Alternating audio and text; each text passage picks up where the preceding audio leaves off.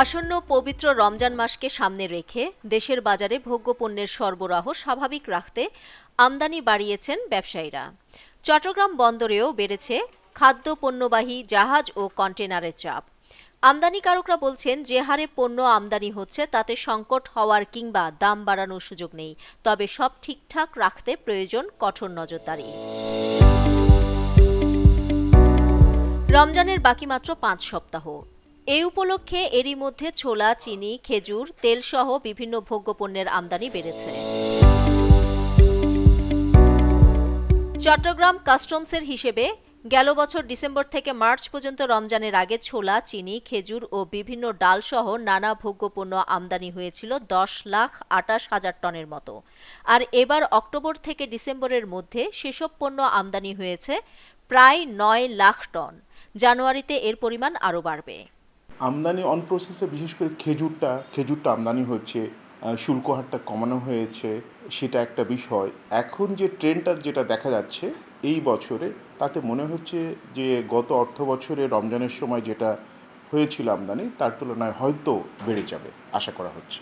চট্টগ্রাম সমুদ্র বন্দরের উদ্ভিদ সঙ্গ নিরোধ কেন্দ্রের তথ্য মতে আমদানির পথে রয়েছে 1,29,000 টন ছোলা, 53,856 টন মসুর ডাল, 1,30,430 টন মটর, খেজুর 50,055 টন ও প্রায় 3,29,100 টন সয়াবিন সহ বিভিন্ন ভোগ্যপণ্য। ছোলা, খেজুর, তারপরে মটর, সয়াবিন, সরিষা, যেসব জিনিস আমাদের রমজান মাসে প্রয়োজন, সেগুলি আমদানি কিন্তু একটু এখন বৃদ্ধি পেয়েছে, অর্থাৎ তুলনামূলকভাবে বৃদ্ধি পেয়েছে। এই বছর 85,000 টন অলরেডি আমাদের ছোলা চলে আসছে।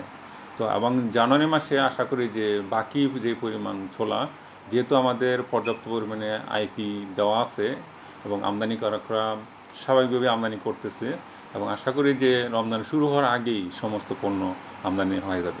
ব্যবসায়ীরা বলছেন, এবার রমজানের সংকট বা দাম বাড়ার সুযোগ নেই।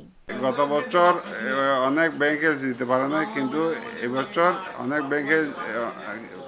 ব্যাংকে দিতে পেরেছে বিদায় আপনার মালের পর্যাপ্ত পরিমাণ মাল কি হয়েছে, এলসি হয়েছে। এলসি হওয়ার কারণে মাল দাম কি দিন দিন কমে যাচ্ছে। কোনো কিছু সংকট হওয়ার সম্ভাবনা নাই।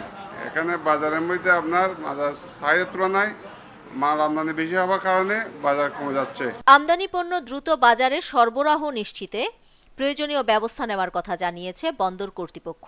রমজানকে সামনে রেখে যে মালামালগুলো বেশি আসে, বিশেষ করে ধরেন ছোলা, চাল, ডাল, গম, চিনি, এগুলোকে আমরা প্রায়োরিটি ভিত্তিতে হ্যান্ডেল করে যাচ্ছি, যাতে কোনো রকম কোনো জাহাজ আইডেলিং করতে না হয়, বার্জগুলো যেন ঠিক সময়ে যায়, লাইটারগুলো যেন ঠিক সময়ে যায় এবং ঠিক সময়ে যেন আনলোডিং শুরু হয়। সাধারণত দেখা যায় অনেকগুলা ছোটোখাটো বার্জ যেগুলো দিনের পর দিন দাঁড়িয়ে থাকে।